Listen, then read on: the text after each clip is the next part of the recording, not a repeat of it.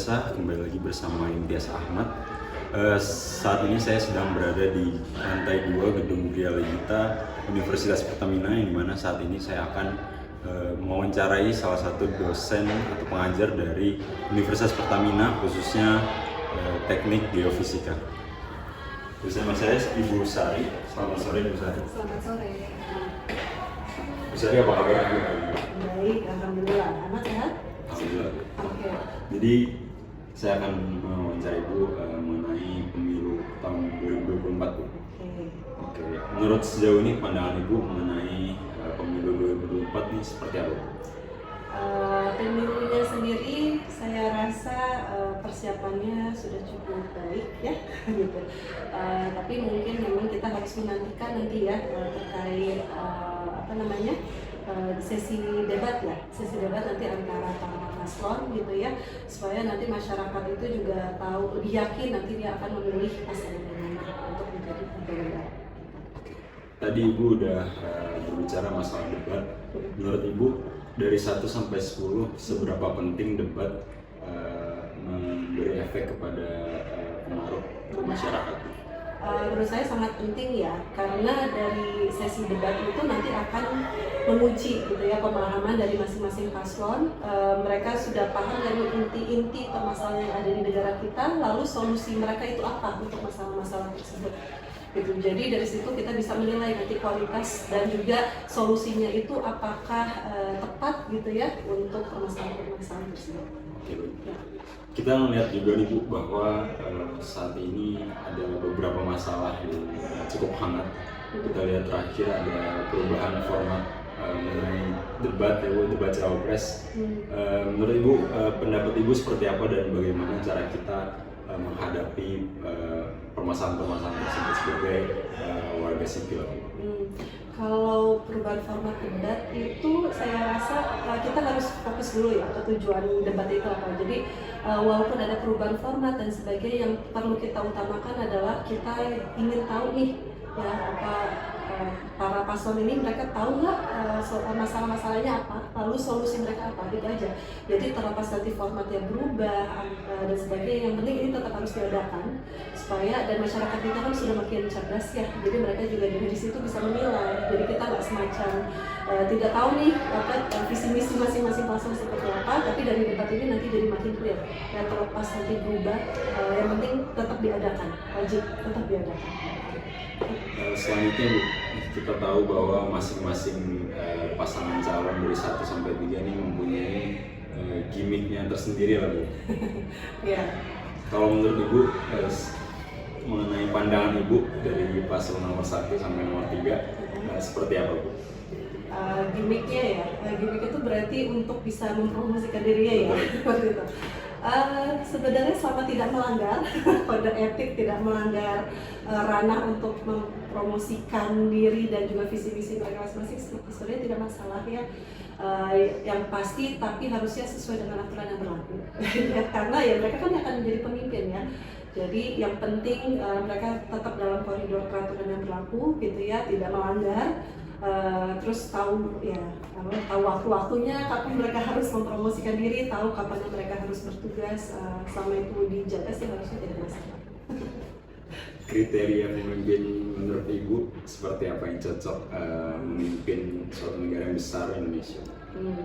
Kalau dalam konteks Indonesia ya, Indonesia itu kan sangat multikultural ya, terus kita juga banyak punya keyakinan banyak gitu ya, ada yang Muslim, ada yang Kristen dan sebagainya. Jadi pertama pemimpinnya harus mengedepankan toleransi, itu pertama ya, toleransi dan tidak memandang dulu nih dia suku atau agama apa, dia sama-sama manusia, dia harus dilindungi haknya gitu. Jadi utamanya sih itu ya, karena kita hidup di Indonesia yang sangat multikultural, itu utamanya. Lalu yang kedua ya tentu dia yang harus mengutamakan kesejahteraan rakyatnya gitu. Nah, jadi apapun kebijakannya itu nanti balik lagi adalah untuk kebaikan Indonesia. Oke, pertanyaan terakhir Bu buat Ibu. Saya mau Ibu ngasih pesan kepada nanti seandainya ada satu pasangan calon yang terpilih, Ibu mau kasih pesan apa buat mereka demi kemajuan negara kita. Oke, titipan pesan ke paslon, tolong tetap menjaga kedamaian ya, walaupun kita nanti akan antar paslon akan saling bersaing, tetap harus menjaga kedamaian dan juga ini para pengikut-pengikutnya ya, gitu ya. Karena again kita cita-citanya sama supaya Indonesia lebih baik. Jadi kita harus sportif ya, sportivitasnya harus dijunjung tinggi. Nanti siapapun yang terpilih kita dukung dan harapannya adalah itu adalah untuk kebaikan kita bersama. Ya, karena pemimpin tidak bisa bergerak sendiri kalau rakyatnya juga tidak mendukung program-programnya tersebut. Oke, terima kasih Bu Sari atas waktunya. Sama-sama. Demikian pemirsa wawancara saya dengan salah satu dosen dari Teknik Geofisika. Selamat sore. Halo semuanya, kali ini dengan saya Alif Fatomo dengan kameraman saya yaitu Ananta. Kali ini kita berada di Universitas Pertamina dan kali ini kita akan menanyakan para mahasiswa Universitas Pertamina pendapat mereka tentang capres dan cawapres sekarang nih. Kan sebenarnya kan yang kita lihat pemilu-pemilu sekarang ini lagi panas-panasnya dan kita ingin meminta pendapat mereka nih. Oke, setelah itu mungkin kita akan lihat aja kali ya. Kita sekarang udah menemukan nih mahasiswa yang akan kita wawancara nih. Oke, berarti ikut aja yuk. Halo Pak. Untuk namanya siapa? Nama saya Zidane Prayoga, Dari prodi mana ya? dari Prodi Teknik Geofisika. Oh, geofisika ya. Oke, kali ini saya ingin bertanya nih soal pemilu capres-cawapres sekarang nih. Kan kalau yang kakak tahu kan sedang panas-panasnya banget nih. Ya, Nah, dari kita ingin tahu nih pandangan kakak soal pemilu sekarang gimana sih? pandangan saya terhadap pemilu sekarang itu, menurut saya beda politik di saat ini tuh beda. Di tahun 2024 sama di tahun 2019 itu beda. Karena menurut saya 2024 ini itu chance-nya buat panas itu semakin besar karena ada 3 calon di capres-cawapresnya. Oh, seperti itu sangat-sangat panas ya. Dan menurut kakak nih, paslon mana sih yang mungkin ada yang mundur kah atau ada yang seperti apa kah? Atau mungkin paslon semuanya atau gimana menurut kakak? Kalau menurut saya, dari apa yang udah saya lihat-lihat juga baik di medsos atau di berita, itu semua paslon itu blunder. Contoh aja di paslon pertama itu mereka blunder menurut saya karena dari pemilihan cawapres. Mereka memilih seorang Caimin yang menurut saya itu blunder bagi kubu Anies. Buat paslon kedua, menurut saya blundernya karena capres-cawapres paslon nomor 2 ini itu sering tidak hadir di setiap debat-debat yang diadakan oleh baik itu TV atau pihak swasta.